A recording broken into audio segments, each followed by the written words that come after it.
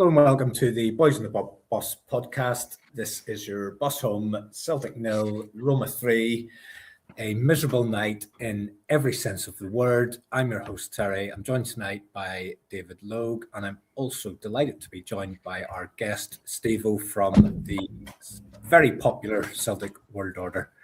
Welcome to you both. Pity we're not here under better circumstances, but it is what it is. I know it was one of these obvious ones, and every man and his dog said Roma would beat Celtic tonight, but I didn't feel it. I for some unknown reason I felt confident. I said to Phil earlier today, I was looking forward to the game, and I don't know whether it's just blind optimism. I just didn't see that bad a performance coming, and I knew it would be a tough game. I knew the most likely result would be that we would lose, but that was very, very difficult to watch. And we'll start to pick through it with both of you. If you enjoy the show, give us a like, give us a share. Unlike Steve-O's Celtic World Order, we are nowhere near 3,000 subscribers, but we are just over the 1,000, and you can help us get to the next landmark. So like, share, subscribe, hit the notification bell, tell your friends, all that jazz. Steve-O, how are you? Decent, mate, considering. I'm always happy to be on with yourself, and it's great to reconnect with the bold Barber Dave. So, as shite as it was, we'll get through it. Dave, how are you? Bye. Just feel a bit meh. Yeah, I was like you, Terry. I was excited. I made sure my last client in the chair tonight was a Celtic fan. I was like, right, mate, we're getting through this haircut as quick as we can. We're getting home. We're watching the football. We're all excited about it. And I was ready to turn it off after 20 minutes. I wish I hadn't bothered, but I just felt it was a free hit tonight, Terry. I thought it was a free hit tonight. So the players should just go out and just go and implement this system as best you can. Just go and play with some freedom, play with some confidence. You know what you can try and just use this game as an opportunity as an audition for continuing to go down this path. And they just look terrified, Terry. And I'm quite surprised at how terrified they looked on the pitch tonight. Yeah, I suppose if I try to position how I feel like I did back under Rodgers again whenever I struggled to see any hope. And one of the first things I said, and this isn't going to be a pod where it's just all about I wish Martin O'Neill was still here. That's done. He's gone. He's not. The new manager's here. But one of the first things that I said in the short O'Neill second era was I just enjoyed watching Celtic again. Not every game, but at least some of the games. But tonight, I just felt as miserable as I was when it was that period under Rodgers where you just knew it wasn't going to get any better and you couldn't see any way it was going to get better. And ultimately, Brendan ended up getting binned. Look at the lineup. Exact same as the lineup for the manager's first game. And I think the only change in the entire squad was that we were able to bring an extra goalkeeper in on the bench, which was obviously doing. But everything else, to the best of my knowledge, was exactly the same as the team which couldn't lay a glove on Hearts really at the weekend. Surprises, I'll start with you, David. Surprised that there wasn't any changes? I'm surprised Tenetke started, if I'm being honest. I just, after the performance against Hearts, just after pretty much every performance bar the Partick Thistle game, which, he should be looking like a world beater against them. I think he's an empty shirt. I think he's a YouTuber. I think he's won a raffle. I do not understand how he is still getting in this lineup. He's never a wing back. He's got no defensive qualities whatsoever. I do not understand why he is continuing to persist with a player that Martin O'Neill had already lost faith in the amount of games that he'd played. That baffled me. I thought when we heard that Iheanacho was fit and he was willing to give him minutes tonight, I thought he would have started and he would have played Maeda out in that left wing back, because we know Maeda can play He's got defensive qualities. He can help at cover, and he's got all the energy in the world to bomb up and down that wing, which is what obviously that he wants. And then the actual, I think even okay, it didn't work out for him tonight, but I think he showed far more qualities in that system. I'm gonna call it that in a minute than Maeda had. But yeah, my big surprise was Tedeschi still getting in that lineup tonight, if I'm honest. And in the group chat over the last couple of weeks, I know you have you've been quite consistent in your critique of Tedeschi. I probably, for one, have been a bit more accepting in terms of his drop off in form. I still, I suppose, feel that, again, going back to the early part of the season, there was a period where he was the only one that was giving me any enjoyment from watching Celtic. And I think part of that is he's come in and he's done what wingers don't really do anymore, and go and get the ball and take on their fullback. And after about a month, I think teams have started to work out. But Terry, is it not maybe the fact that, sorry to jump in, is it not maybe the fact that now, with the benefit of hindsight and the benefit of a couple of games under it, that we realise, talking about Tedeschi, that he came into a team who were absolutely bereft of any level of confidence or quality or performance. He came in, he'd just been signed, he played against Conor, he played against Partick Thistle, let's be honest, bang average teams here, and he wanted to put his best foot forward. And he sold you completely an utter pun. That's what he done, right? And see, since then, file him under Haksabanovic, Oliver Capo, Derek Boerichter, you name the bad wingers, and he is just another one. Louis Palmer, at least Louis Palmer would take shots, by the way, right? The guy is, I came on, as you guys all have done as well, and I profiled him when we looked at him. And I sat here and I says, this is not what we need. This guy's stats are absolutely garbage. He has zero output. And of course, I also fell into that, golden deceiver that, dazzled me with a couple of performances. When you break it down, there is absolutely no substance to him. He beats a man, does 10 step overs, chops back, beats the same guy and does nothing. He's got 2 goals, 0 assists, and I think now 20 games and close to 1,300 minutes. He's a bona fide shite bag. That's embarrassing. And coming back to what you says is, I totally don't understand why he got started at all today. Madness, you can chuck Reegan into that equation as well, who is another guy who looked like he's never played football in his life tonight. Completely and utter shambolic. And yet, do you know what? Maeda goes through the middle and he doesn't really work out. It's not happening. However, as David says, and I would have done, I would have either moved him to the right or moved him to the left, because at least he gives you something called defensive cover and he's used to doing it. How Tedeschi survives for as long as he did, I have not got a clue, mate. Okay, I will take all of that on board. But what I will say as well is, this is a new player into the club this season. I'll go down this list again and we can use that terminology. Goalkeeper, shite bag. Back 3, shite bag, shite bag, shite bag. Right wing back, shite bag. Left wing back, shite bag. Midfield 2, shite bag, shite bag. The front 3, Negrin, shite bag. Hitati, shite bag. Maeda, shite bag. So we can throw that at every single player that started that game tonight, and for most of them throughout the entire 90 minutes. I do, however, accept where you're both coming from. I just don't think he's the guy that we throw under the bus when there's so many seasoned professionals at the club who are turning in equally inept performances. Let's move on. Let's move on. We can talk about him. We can talk about them all. I mean, I'll give you my experience of the first 7 minutes, and I was very, very frustrated in one way, but I kind of wish it had stayed the way it was. So I wasn't able to see the first 7 minutes. I had an old buffering problem. By the time I was able to see it, we were already a goal down, and I just spent the next 93 minutes wishing that It just buffered. It just buffered for the rest of the night.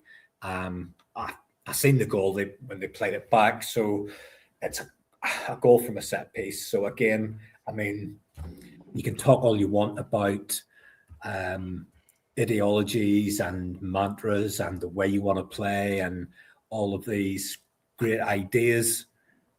Can you set up a team just to defend a corner kick and clear the fucking ball? We couldn't do it against Hearts, and we haven't been able to do it tonight. We've got two guys jumping against one guy, and the ball ends up in the back of our net, as it usually does.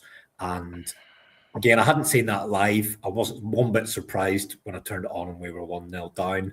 I didn't see anything in the build-up to that, so I'll probably just go to you, Steve, first. Was there anything else of note that happened in that first 7 minutes? And the key point that you didn't miss is, I've got my notes here. The whole game, right? But see the opening period, particularly, you didn't miss out. I know we play for the back and we want to pass it around and stuff, but there was a period in that opening 10 minutes or so, into 15 minutes and beyond, where Celtic were camped out in the right-hand corner of the box. Mm-hmm. I mean, they were literally down by the corner flag. Couldn't get the ball out. Nobody wanted to gamble. Nobody even just wanted to not to be a shite bag and divert for the plan and say, we are at risk of losing a goal or a corner or a set piece. Let's just, excuse the French, fucking lump it up the park and get ourselves out. There was nobody willing to just take a hit for the team and say, hit the panic button and say, right, let's get it out. Let's get it as far back into their half as we can, or out the field and reset. We were stuck in the corner for about 10 minutes. And the other main thing as well is and extend that into open 30, was Kasper Schmeichel, who later on does have a good save, but he gave 5 misplaced distribution passes from his own box straight into centre of the midfield directly to Roma. Yeah. Now, I don't know what the problems are here, mate, but it's pretty clear that the quality, as you've just said and pointed out, is extremely, extremely low. And it begs the question, a lot of it is in the players, but can they play that system? Because at this moment in time, the quality isn't there to do it, mate. And that was fortunate tonight, I felt.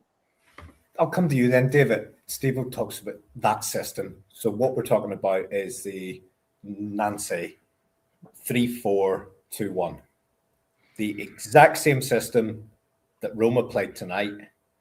And yeah, give or take, yeah. You wouldn't have thought the two teams were playing the same formation. Now, I get that they have got better players than us, but that doesn't the system that the manager wants to play and the system that he's going to die on the hill for, that shouldn't see Kasper Schmeichel giving the ball away 5 times within about 15 minutes. That shouldn't see Liam Scales passing the ball straight to the opposition every fart's end. That shouldn't see Dyson Maida, or none of his the shape doesn't cause Dyson Maida to attempt to control a ball and it runs 25 yards out for a throw-in. It doesn't stop all of these players showing absolutely zero heart. The shape's the shape. It's 11 players on a pitch, and I just don't buy that this can all be put down to the fact that the manager wants to play a different system to what Martin wanted to play and what Brendan wanted to play. No, the system doesn't cause all of those things that I've just listed all to happen in the same night. Without sounding like Nancy, I don't think it's not really about the formation for me either. It's a lot to do with, just like you're saying, like the absolute basics, like the complete basics were thrown out of the window tonight. Like just showing for the ball, having a wee bit of confidence, just the simple passing, and just like you said, a bit of heart and desire to fight for. Like, we saw what the boys could do out in Holland, and I know that was getting discussed in the group chat tonight. Like, going, how can we put out a performance like that in Holland, but not at home? And I don't know. Like Joe Hart said plenty tonight, it's like the boys don't have any confidence in what they were doing out there, and I don't know if that comes down to like they just don't have faith in the system at all, or they're just maybe just don't believe in each other. Like, there's a lot of players out there, I reckon. There's no getting away. Callum McGregor's played with some brilliant football players at his time at Celtic, and he must be looking around that pitch right now going, what am I playing around right now? But you can't trust Reegan to show for a ball without falling on his arse. I mean, I think the referee had more touches, more successful touches of the ball than Reegan had tonight. I mean, that was a fucking shambles. I think even the referee didn't have a clue what Celtic were supposed to be doing. He was just getting in the way of everything. But I'm not this whole thing about the tactics and the formation. I can kind of see it from the manager's point of view that he's going to come to Celtic. It's his big break and playing for managing a European team. I know a lot of people were saying, why is he changing the system so much? But if you were in his shoes, you were given that opportunity, and you go, right, I'll just stick to what the fans want and just stick to what Martin O'Neill was doing, and say we lose to Hearts, because there's no guarantee that that result doesn't happen, right? If he kept it the same formation as Martin O'Neill, and then again tonight, I think most of us knew this wasn't going to happen. He continues to play in this way till he gets the opportunity to try and implement his system, and then time runs out and he gets sacked. He's going to regret not backing his philosophy and that he sees as that's what's going to bring me success as a manager. I would regret it if it was me personally, if I decided not to back myself. So I can understand why he's changed it so much. You go into a big salon. You've gone in, you've interviewed, you've sold yourself based on your style of hairdressing, and you go in and you start to try and cut like the guy who's left before, just because you think that's what everyone wants you to do. You wouldn't be true to yourself. And if you get pulled in 3 weeks' time and going, David, this ain't working. I'd regret it. It's not working out. Yeah. Away you go. So, you're going to sit going, well, I wish I'd just done things my way because I trusted that. Well, that's my point. Yeah, and that's a funny analogy to use, but it's the same point. Yeah, like I'm sure he would regret if he was kicked out in 6 weeks, going, well, that was shite, and he was like, well, I wish I'd stuck to my guns and went in with the system that I believe will bring me success. Well, the only issue that we've got is Celtic. There is no time. We've said this before he came in. There is no settling in period. Right. It is a results-driven business, and right now, he's not getting the results. You can see little flashes of what he. Of course, you can, but he just does not have the. He just does not have the quality there. He doesn't have the quality there. Is there a scenario here? Issue, and that's a bigger issue. Is there a scenario here, Steve-O? We'll look at those players tonight. Look at how completely lost they looked. Look at them looking around as if to say, where am I? What am I supposed to do? Mm-hmm. Even down to Engels about to take a penalty, and he's looking around. What's he looking around for? Like, okay. Well, no, but is there a chance that in the week that the manager has been in with these guys? Is there a chance? And I'm not saying this is the case, and I am still very much in the Nancy camp. I get why some people are going very early on it. I get that. And there was a stat tonight that I couldn't believe that the commentator gave, but apparently he is the first Celtic manager to lose his first 2 competitive matches. I couldn't believe that stat's true. And Terry, lo and behold, that could move to 3 on Sunday. But just to give you the question that I want to sort of pose to you, is all of that uncertainty, is it because he slightly moved to a new formation, or is there a chance that what those guys have experienced in the last week, is there a chance that this guy is just in the totally wrong movie? And is that possible that he could be so far off what's needed? It's a combination of things, mate, right? Now, anybody that watches ourselves on Celtic World Order will know I came on and I was fizzing at the reaction to Nancy's first game, right? And I pointed out that there was good periods in that game. And as you said, you could see what he wanted to do, right?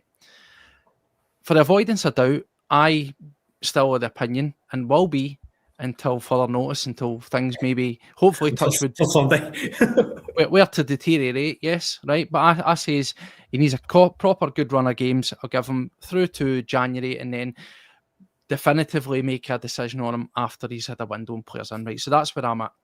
But it's a combination of things. Now, what I would say is yes, talking about the system and saying, is it as simple as they can't work the system? The facts for me are that the quality is low. That goes without saying. The quality is low, right? And I agree, and I hear what you're saying, and I hear what David's saying about you get an opportunity. If you go against your principles, then you may well later regret it. Now, we know the only difference here is that we know that he, by his own admission, doesn't have time. But he also said as well, and his build up to this interview, said that he would choose times to be pragmatic. Now, I saw no pragmatism at any point during that game. That is the one criticism that I will hand out here. And in terms of me saying this team maybe can't play it, I would say it's down to the fact that there's low quality there. But one of the things that concerned me a lot was the amount of times that players were stopping, standing still when receiving the ball, looking around as if they were saying, you're meant to be there, or why is he not there, or why are you not shouting for the ball? And at times it looked as if they were almost telling each other off. It was summed up when El Shaarawy get taken down with Trusty. The ref waves it on, but the 4 guys all stop and stand still. When what should have happened is the guy who's available out on the right-hand side in acres of space, the ball gets pinged out of him, you start running and you go at them. But no, we all stood still, didn't know where to go, didn't know how to progress, and passed it back. So there's clearly something in there that's not quite clicked. That's not to say that it won't with proper practice and with proper personnel. But all I'm saying is my only concern, the biggest takeaway for that for me was we just continued to push forward with the same thing when it wasn't working. That's something you need to learn quickly. Okay, cover up to halftime here. We got a scare from Evan Ferguson when he connected with the post about halfway through the first half, and then 10 minutes before the break, we got ripped apart down the right-hand side, and Ferguson has simple task to lash the ball into the net from close range. For me, that's game over at that stage, if it wasn't already. And to make matters worse, we lost another one before halftime, and it's Ferguson again. Really, really good centre forward play. Shows us exactly what we don't have in terms of a centre forward. Big, strong, and when you actually see it from the side, he was surrounded. There was about 3 or 4 defenders, all in quite close proximity to him. He's the guy that gets the ball, takes a touch, lashes it into the back of the net. We got a reprieve, or felt we were going to get a reprieve, with penalty just before halftime. I can't even really be bothered talking about it. I thought it was very, very soft. I think he's gone down really, really easy. I'd be very annoyed if that one was given against me. Said to my dad, I said, we ain't scoring this. There's no way we're scoring it. Again, whether it was intentional or not, there just seemed to be indecision, even on taking a penalty kick. First of all, Hitate's got the ball, looks as if he's going to take it. Then McGregor comes and takes it. Doing this thing that he seems to have done all season, where if there's any kind of delay at all, he holds the ball so that whoever's going to be taking it doesn't have time to build up their nerves and all this pish. And then he hands it to Engels, who then does what we all knew he was going to do and misses it. If you can try, David, and just sum into words then, halftime, 3-0 down, we've missed a penalty. How are you feeling at that point? I didn't. Well, I mean, the game was over. I didn't feel like there was it. We had a small window of opportunity to give us some sort of hope going into the second half with that penalty decision. But like you said, Terry, at no point did I feel confident. As soon as, well, first of all, seeing Hatate holding the ball, I thought, what's he doing holding the ball? I mean, I thought, based on what we've seen since Engels came in, that he was the designated penalty taker. So I was kind of screaming to go and give it to Engels.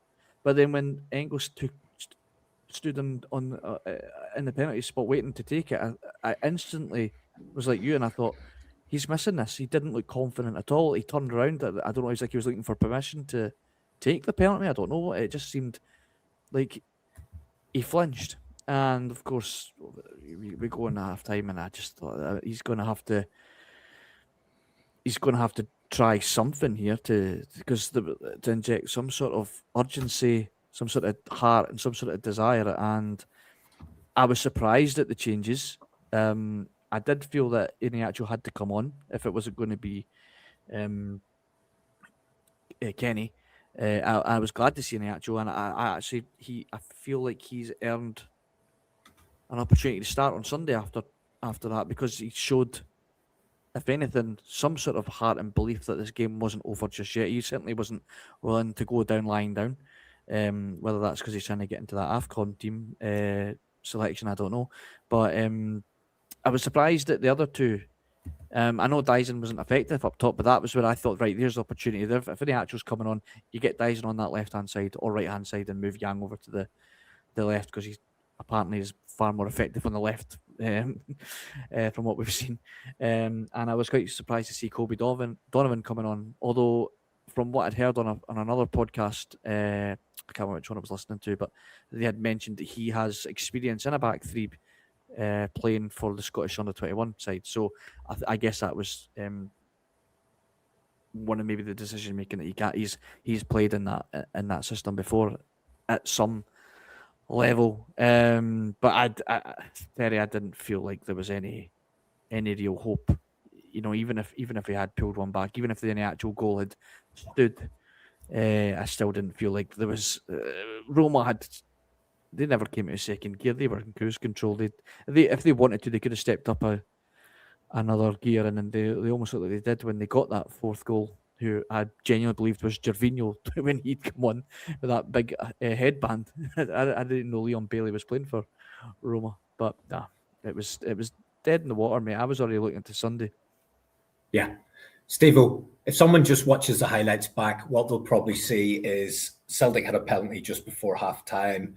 Then Iheanacho had an excellent chance 5 minutes after half-time. And then Iheanacho scores a goal that turns out to be offside. If you're watching that back and you look at those three moments, and you could go, well, if they'd scored the penalty and if he'd finished that chance and if that goal had been allowed. But I'm with David very much in this. And you see this so many times. When there's such a one-sided first half, the natural thing for the team to do is to put the handbrake on and go into cruise control. And I've no doubt at all if we had showed any sign of getting any kind of ascendancy in that second half, they would have upped it again. Yes, little bits of promise. And I think that's all we really can take from this game. Little bits of promise in that second half that might help us towards winning the cup against St Mirren on Sunday. But what was your feeling just generally around how the second half played out? You're on mute, I think. I think just to throw into the mix, the one thing that we missed in mentioning was the great chance that Hatate actually gets. Oh yeah, that comes early. That's good. That goes in. You throw that in. You throw the penalty. So we'd have been 4-3 up then if you take So by margin, Steve. By margin. so changes obviously in circumstances. If we convert chances, it maybe changes the complexion. But I do prescribe to what David's saying and what you're saying, that they just looked like they were cruising, second gear, third at a push.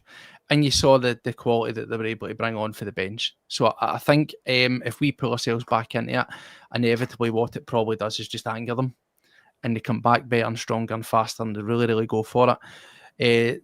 The second half, the one positive that I take from it is Iheanacho, who I thought actually looked like a striker, who looked sharp. He looked like he'd fight. You know, he was running about and pushing chests and trying to G folk up when he thought he'd scored. And you know, it just looked like he literally had a bit of grit and a bit of fight. And positionally, he maybe, I questioned, is he the kind of striker that Wilfried Nancy would want, because he tends to come and drift into midfield and join up the play and then make a bust and run.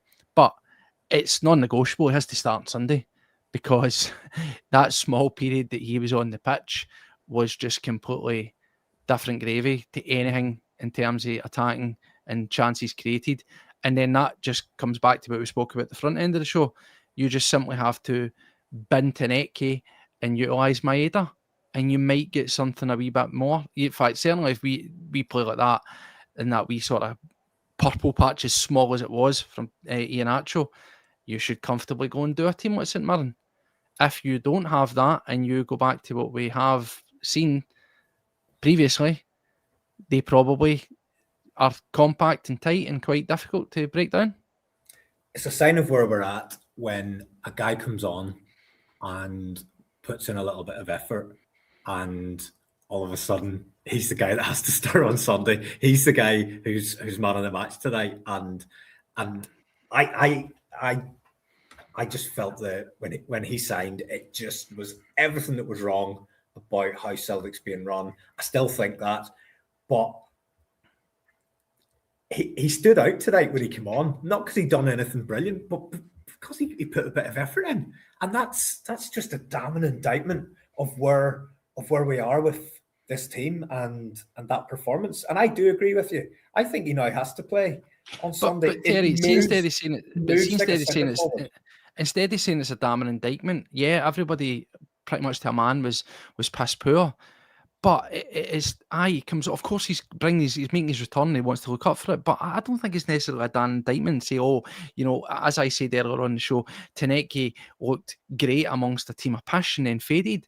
Ian has shown that pretty much in every cameo that he's had prior to getting injured as well. It just looks like a guy who knows how to do his job, and that is the difference here. He's a guy who knows how to do his job. He's a guy that looks like he's played at the highest level, Steve, Yeah. and he has. Like his touch is miles, absolute miles. But he's also a guy on the pitch tonight. He's also a guy that looks way off that level now. But see, the thing with him is, I just feel like he never really got. He was always really unlucky about where he was playing. Like he was always second fiddle to either Aguero at Man City or second fiddle to Jamie Vardy at Leicester. And I think if he had been the main man somewhere earlier in his career, I don't think we'd have ever signed him, if I'm being honest. But whether it's his attitude or just his lifestyle, I don't know. He just doesn't seem to. I don't think he's ever going to get to the fitness levels that we need to have him as a top striker. But you can see flashes, and this boy has quality. Unfortunately, we're just not going to ever really utilize the peak levels of quality that he could probably show. But he has to start on Sunday based on the way. If Nancy's, listen, I really want Nancy to do it. I was optimistic about him. I said tonight was a free hit for me. I didn't expect a result tonight. I didn't expect a result whether Martin O'Neill stayed or not. It's by the by.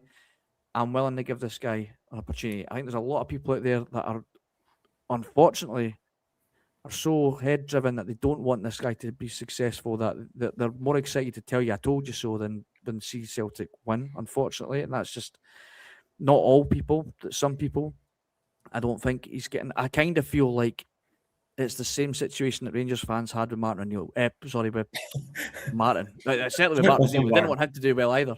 But with Martin, they didn't want him in the first place, and a lot of people didn't want Nancy. He was never the first choice, second or third choice, and unfortunately that's who they got. So I think it's very difficult for people to have patience for a guy like that, and I think unfortunately he's coming to a club that's in disarray, where the fans are split down the middle with certain things. We're all against the board, I believe, and it's just chaos at this club right now, and unfortunately he's coming in mid-season trying to fix it whilst also trying to implement his style, and it's just a complete clusterfuck at the minute, and everything's against him, and he's time's already running out for him with the way the media have been since he came in. I mean, Christ, I was at the point where I said, get your tactics board out, mate, and do something, because it's not working tonight. Where's your tactics board? I'm not going to go into too much of it, because it's been done to death over the last few days across all the platforms. But some of the treatment of him in the last 3 to 4 days, for me, is scandalous, verging on bullying. And from there's two. I could list 10, 15, 20 people who I read their piece or I listened to what they had to say, and I thought it was out of order. There's two that I'm going to just name because I thought they were absolutely shameful. Is Ryan Stevenson in the Daily Record, his piece, shocking. But the other one, and I've no idea why this guy thinks he has got a right to talk about anyone in Scottish football, or should I say any manager trying to do any job with any level of integrity. Sam fucking Allardyce. What business has he got making any comment about anything to do with Celtic or or any sort of good, honest person trying to do their job in football. Fucking hell, unbelievable. Anyway, let's look ahead to Sunday, because tonight's done. We can't change that. Hearts is done. We can't change that. We can still win a cup on Sunday. You've talked about Iheanacho. My personal thought is I don't think he'll start him, and I just think it'll be based on a few things. He's been injured. He's got 45 tonight. How long would he last? Don't know. But see the rest of the team. For me, everyone's up for a conversation after tonight. I'll come to you first, Steve. What changes do you expect to make, and what ones would you make? And you've already sort of gave us some of the ones that you would make. What do you think it looks like in the lineup? I don't think there's any massive change, because we all saw who we thought should have been dropped today, and he just persisted with the same thing. So to that end, I would probably, regardless of how it panned out, probably expect him to play the same team. But in reality, I think you have just got to cut your losses with Taneke, and you have to put Maeda in his place, and you play Iheanacho through the middle. Now, we spoke about fitness and stuff, but I think this is very much a case of you put your best foot forward and try and win the game. Because, listen, I expect us to win. I'm actually going to the final myself, and hopefully, and I hope that I am there to see Wilfried Nancy lift his first trophy of many at Celtic. 100%. But I think you've got to put your best foot forward. You've got to put out your most threatening lineup possible and try and get the job done. Because if and it's big ifs and maybes and all that, but see if we fall into what we did against Hearts, and even what we did under O'Neill against St Mirren the last time round, and they start to get a foothold in it. Like Hearts did, if they score, and we've not got one of our own, they will sit in, and if you think they're hard to break down, then it will get harder and harder and harder. And it's harder to bring a player on when you're behind and you've got a team sitting deep and trying to get through that and break it down. So I say you go for it right for the start. If you get 40 minutes out of Iheanacho, 30 minutes, 35 minutes, that's what you get. You roll that dice and you have to go for it. So I take out Taneke and I move Maeda over and I bring in Iheanacho. That's pretty much what I do, because I think that he'll just go with the exact same formation, mate. I think there's maybe a debate to be had about maybe any of the two of Engels and Negrin. You could sacrifice any of those two. Out of the two, I'd probably be more inclined to drop Negrin again, if I would, and maybe bring in Bernardo for a wee bit more solidity, a bit more fight. And even though he's also not blessed with pace, he gets about the park a lot more effectively than Negrin does, who again looked like he couldn't play football today, mate. Donovan for Yang, is that a possibility? I thought he looked all right when he came Never on. know, aye. He did look all right. He looked hell comfortable, aye.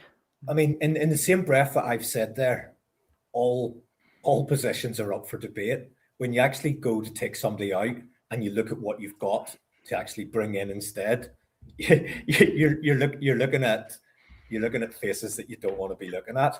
I mean, I think two players that would be absolutely key to this setup are unavailable to us, and they are Johnston and Sriracha.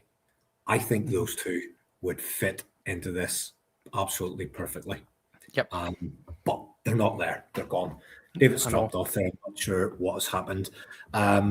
Steve, don't want to keep you too much longer because it's late on a Thursday night. All three of us have said there we're still very much in the Nancy camp. I know there's people didn't want him and they went before he even came in. I know there's people went after game one, and there will be lots of people go after tonight. From the chat, I can see there's a real mix in there. Some people want him bend already. Others want to give him time. I am very much in the give him time camp. However, I am concerned. And I'm concerned because sometimes these things, once they start to spiral out of control, you cannot get it back. Once the genie's out of the box, it's gone. And I probably could be one of these people that I'm willing to accept the first game against Hearts after a day and a half working with the players. I'm willing to accept losing to a Roma team. And I'll give my honest opinion. I think they're a decent side. I don't think they're a brilliant side. I think they're a decent side. They're not one of the top teams in Europe, albeit they were top of Serie A up until 2 or 3 weeks ago. But God forbid we had to play an Arsenal or one of the top sides. Absolutely. But Aye. if we lose on Sunday, that's going to be very, very hard to look at. That's the absolute worst case scenario when this guy comes in. He loses those 3 games. How concerned do you become at that point for his future? So I'm just reading through the comments. Obviously, we've been on and we have not heard or saw what he said now. One of the commenters said that the manager says he wasn't concerned. Now, if he did say that he wasn't concerned, then that in itself is a little bit concerning. Roma was a free hit. I sat on my podcast and I said that. As much as I don't like having that attitude, I acknowledge that I thought even if Martin O'Neill was in charge, that probably still happens, right? I just thought it. And that's down to quality or lack thereof that we've got. I do maintain, I'm with you. I think we need to put an arm around him. We need to embrace it. And I know that's hard because time's against us, time's against him, and we need to hit the ground running. And particularly when you had Martin O'Neill and you were winning games, all right, wasn't fantastic, but you were grinding it. Then take a step back and start losing games feels like you've burst the bubble. And he needs momentum. And the problem is if you lose a run of games, it can quickly fall apart at the seams and it can derail your comeback, if you will, because it is a comeback for us. But in the same way that if that had happened to Martin O'Neill, if he'd lost 1 or 2 games in a row, we maybe don't go on that run because of the quality in the team. Yeah. I maintain that I am with you. I'll give him time. People are saying, how would you react if he lost in the cup? Certainly, I'm not. It's unacceptable to lose it. But what I would say is the big difference is, see if Celtic had a fantastic performance and we were firing on all cylinders. We had 5, 6 good chances. Goalkeeper was making saves. You were hitting the woodwork, all that kind of stuff, and you lose it by a stinking freak goal. And it's one of those ones snatched for you. I would be angry. I would be fuming. But I could look at it and have some tangible and say, right, well, it didn't turn out. But if you lose it and it's similar to the way we lose against Hearts, the way we lose the night, where you have nothing, that's when it becomes really hard to stay upbeat and optimistic, mate. But I said I will give through to the end of the month. And obviously, more importantly, after a transfer window and see what he can bring in and see if he can get in guys that suit what he wants to do. And there's a freshness about the team and maybe some added quality. But again, that's all hypothetical. If between now and December we lose a couple of games, draw a couple of games, it becomes harder to have that attitude. So it's all just on the probability and the hope that you win. Yeah, and there is this completely unfounded expectation that the Celtic board that have let us down over the last 20 years are somehow going to come out this January and put all the wrongs right with some kind of brilliant window. Where that comes from, I don't know. I do expect that they'll want to back their man, but that the question then becomes, though, if he hasn't shown some kind of signs of being the right guy in the right movie, are they even going to then back their man? Are they going to trust him to, with any kind of money? Dave, just when you were off there, we just turned it to Sunday. We're having a quick chat around the unthinkable scenario where we lose another game, and at what point? I think we're both in the same camp, myself and Steve-O, where we're fully behind the manager, a little bit anxious and concerned, and we will review it on a game by game basis. But were we to lose on Sunday, I would be starting to get extremely anxious. Not because I'm saying this guy's a dud, and not because I'm saying he's a bad manager or anything like that. But what we've just said is sometimes, no matter who you are, sometimes these situations just spiral out of control and you cannot recover it. And that could get to this point in 1, 2, or 3 weeks. And that can happen to anybody. Mm-hmm. Obviously, like, I imagine that the board, when they've appointed him and decided that his first 3 games were going to be these particular games, that they must have some understanding that if he does, there is always a chance that he loses all 3. Otherwise, I don't think they would have risked bringing him in, because I think there's a lot of responsibility on them for that as well, David. Yeah, so if the unthinkable happens, no, I don't think it would be his last game. I do think the fans' patience will have ran out fairly quickly. Because anyone can lose a cup final, Terry. My biggest concern would be, okay, we lose the game. Like I said, that could happen to anybody. Anyone could lose a cup final. I think it would be the manner of how we lose the game would be a bigger concern for me. Like Steve was saying, like, if we don't create chances, if we kind of go back to this reverting passing back to Schmeichel, the players still looking lost, no idea what they're meant to be doing, that would be, as daft as it sounds, I think that would be a bigger concern for me than the actual loss itself. Would be maybe the manner of the way we lose the game. Because as much as I want to back the manager, and I fully back the manager, and I'm excited to see that if he can implement what he wants, but it is very difficult to get past how lost the players look right now, and that's my biggest concern. I wonder, Terry, though, do the board begin to, because obviously I think it's definitely this Tisdale's the guy that's brought him in, and they've backed him in his decision making so far. Not sure why, but they have. Okay, but seeing that the Bruges manager is now available, does that then make them press the panic button a bit earlier than maybe they would have before? Whether he would even be an option to get, because I don't believe wholeheartedly. The question there would be, why would you want to bring in somebody who only won 3 out of 15 in the Belgian league? To jump in, we're talking about Nancy. I've got in front of me just a short transcript of what he said. If you wish to hear it, I will read it to you. Yeah, I've been looking for it.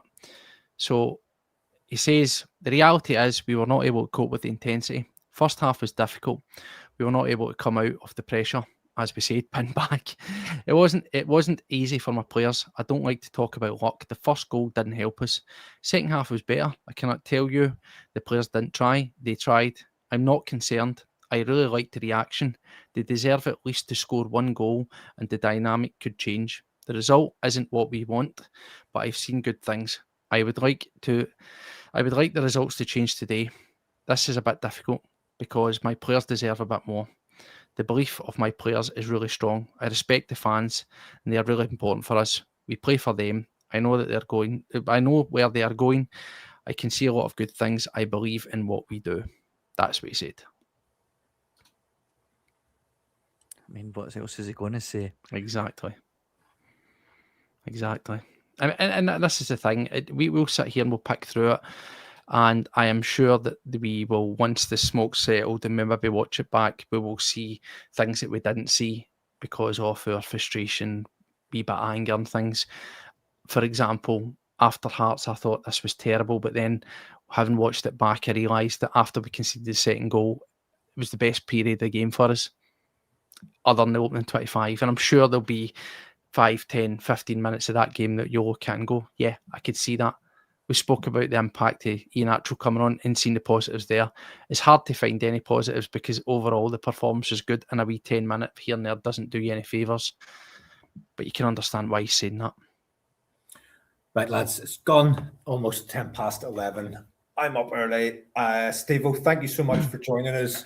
Hopefully the next time we get you on, it will be to talk about a more positive outcome. David, thank you very much for jumping on as well. Always a pleasure. I'm going to dust myself down over the next 2 days. We've no choice, lads. Nothing, we just have to hope that Sunday's the day that things start to change and we get, Sunday will be the day. Celtic will win the cup on Sunday. I've no doubt in my mind. Yeah, and I'm perfectly agreeable with that as well. It just needs to get better soon. Okay. Thank you both for joining. Thank you to everybody that's been on. We've been 250 deep there for the most of that. Usually people do like to come on and watch us when we've had a bit of a kick in, and we certainly had that tonight. So thank you all very much. I'll be back on Sunday after the game. I've Monday booked off, so it might be as messy as Sunday of last week. Okay, thank you very much. See ya.